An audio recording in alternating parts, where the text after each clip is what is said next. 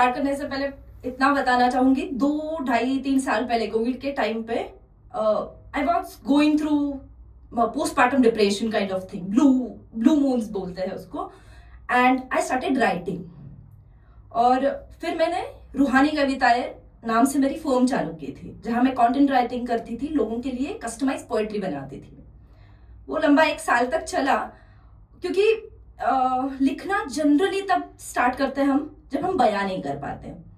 And that was the phase जहां मुझे ऐसा लग रहा था कि this is something I want to tell but I don't have right words, and then I started writing.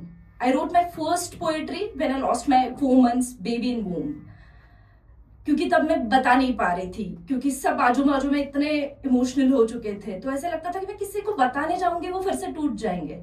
So I found a way, I met a counsellor and he said कि आपको आप जब तक बाहर नहीं निकलोगे, आप जब तक बताओगे नहीं, तब तक ये इससे आप गुजरोगे, ये निकलोगे नहीं। तो आई started writing the poem. So first poetry I wrote was on that 4 months baby, and तब से फिर मैंने ये राइटिंग का सफर शुरू किया।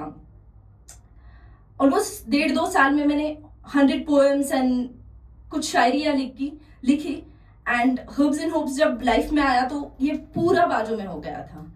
And thanks to the poetry club कि इसके वजह से कितने सालों 1.5-2 साल हो गए, मैंने लास्ट कल सैटरडे को पेन हाथ में लिया कुछ लिखने के लिए, and I felt like anything.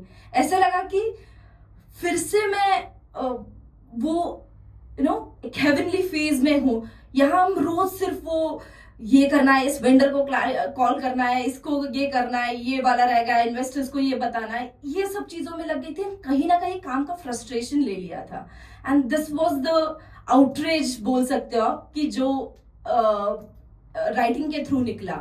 So thanks to you guys कि आपने ये स्टार्ट किया है। मेन पार्ट स्टार्ट करते हैं। ये उन दिनों की बात है जब हम अपने माँ बाप का हाथ थामकर कुछ दूरी तक चल लेते थे। जिंदगी की कई पहेलियां सुलझ जाती थी तब। अब तो खैर चलते हम सिर्फ जिम में हैं, और माँ बाप के साथ का सफर तो थोड़ा रेयर हो चुका है। तो मैं अपने माँ का हाथ थामकर चल रही थी, मुंह फूला हुआ था। थोड़ी दूर तक गए तो हंसी की किलकारियों की आवाज आई। हम थोड़ा आगे तक चले तो देखा वो पत्थर फोड़ने वाले वर्कर्स होते हैं, उनकी झोपड़ियां लगी हुई थी लेफ्ट साइड में। थोड़ा और आगे गए तो एक नजारा देखा। एक माँ बाप और 3 बच्चे हंसते खेलते खाना खा रहे थे। बताऊं तो चेहरे पे मिट्टी लगी हुई थी, कपड़े मलिन थे, फटे हुए भी थे। थाली में एक तरफ चावल थे और एक तरफ वो पतली सी दाल थी, पर यार क्या गजब मुस्कुराहट थी चेहरे पर।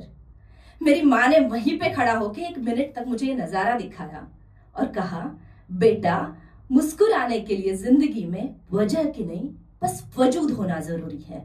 और वो बात मुझे शायद तब इतना समझ नहीं आई। जब मैंने ये पोएम रिसेंटली, नायाब मीधा आपने सुना होगा, उसकी ये पोएम है, one of my favourite poets.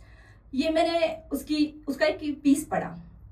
तो आपको कुछ भी नहीं करना है, जब जब मैं बोलूं मुस्कुराओ, मुस्कुराना है। मैं गलत करूं, मुस्कुराओ, मैं सही करूं, मुस्कुराओ। मुस्कुराओ अगर कहीं से आज हार गए हो, मुस्कुराओ अगर आज कहीं पे हार गए हो, किसी को उस जीत की तुमसे ज्यादा जरूरत होगी शायद। मुस्कुराओ अगर कुछ खो गया है, मुस्कुराओ अगर कुछ खो गया है, जिसके नसीब का था उसको मिल गया है शायद।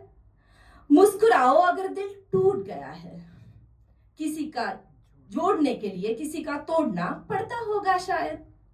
अगर फिर भी है दिल में दर्द कहीं, अगर फिर भी है दिल में दर्द कहीं, तो बांट कर मुस्कुराओ।